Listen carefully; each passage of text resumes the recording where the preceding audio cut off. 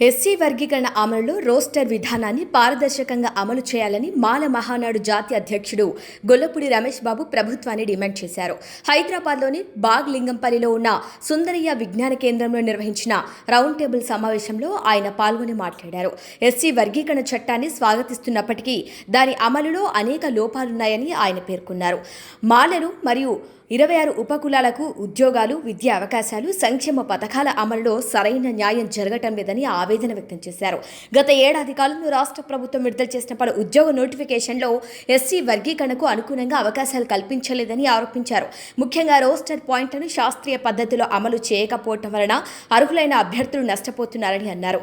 SC వర్గీకరణ చట్టం తీసుకురావటమే కాకుండా దానిని పూర్తి స్థాయిలో అమలు చేయటం కూడా ప్రభుత్వం అధికారికంగా నిర్ణయించిన శాతం కోటాలను అన్ని నియామకాల్లో ఉద్యోగాల భర్తీలో మరియు విద్యా అవకాశాల కేటాయింపులో ఖచ్చితంగా అమలు చేయాలని డిమాండ్ చేశారు.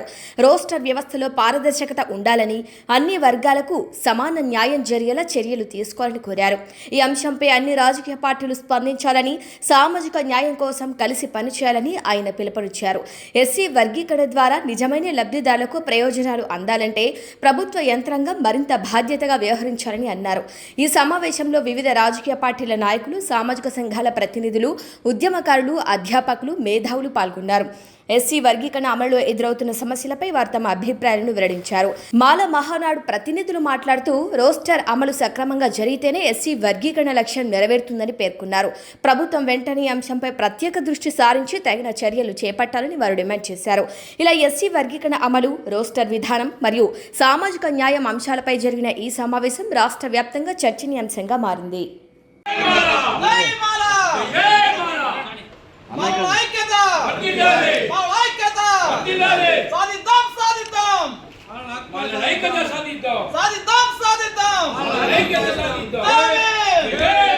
తెలంగాణ రాష్ట్ర ప్రభుత్వం చేసిన ఎస్సీ వర్గీకరణ వల్ల గ్రూప్ 3లోని మాల మరియు 26 ఎస్సీ కులాలు తీవ్రంగా నష్టపోతున్నాయి.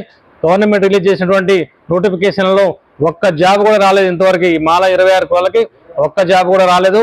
కాబట్టి రాష్ట్ర ప్రభుత్వాన్ని మేము ఒకటే డిమాండ్ చేస్తున్నాం, ఈ వర్గీకరణ అనేది సరిగ్గా జరగలేదు. సామాజిక న్యాయం అంటే ఎస్సీలోని 59 కులాలకి న్యాయం చేసినప్పుడే అది సామాజిక న్యాయం కింద వస్తుంది. ఈ ఎస్సీలోని 26 కులాలు అంటే దాదాపు 59లో 26 కులాలు అంటే దాదాపు సగం కులాలకి అన్యాయం జరుగుతున్నటువంటి ఈ ఎస్సీ వర్గీకరణ చట్టాన్ని ఖచ్చితంగా సవరించాల్సిన అవసరం ఉంది.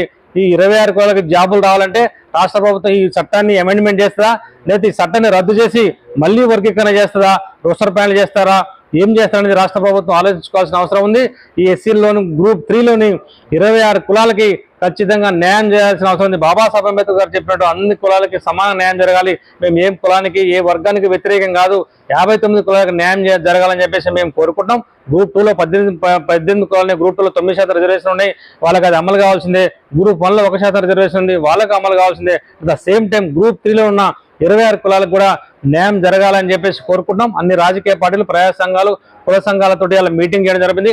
అందరూ ఏకగ్రీయంగా యొక్క మాల సామాజిక వర్గానికి 26 కులాలకి న్యాయం చేయాలని చెప్పేసి రాష్ట్ర ప్రభుత్వాన్ని విజ్ఞప్తి చేస్తున్నారు. ఇక్కడ వచ్చేసిన అన్ని రాజకీయ పార్టీలు Congress, BRS, BJP, CPI, CPM, Telangana communist party, Aam Aadmi party, RPI, BSP అన్ని పార్టీలు కూడా వాళ్ళ యొక్క రాష్ట్ర అధ్యక్షులతోటి ఈ యొక్క రాష్ట్ర ప్రభుత్వానికి లేఖలు రాస్తా అని చెప్పేసి వారు హామీ ఇవ్వడం జరిగింది.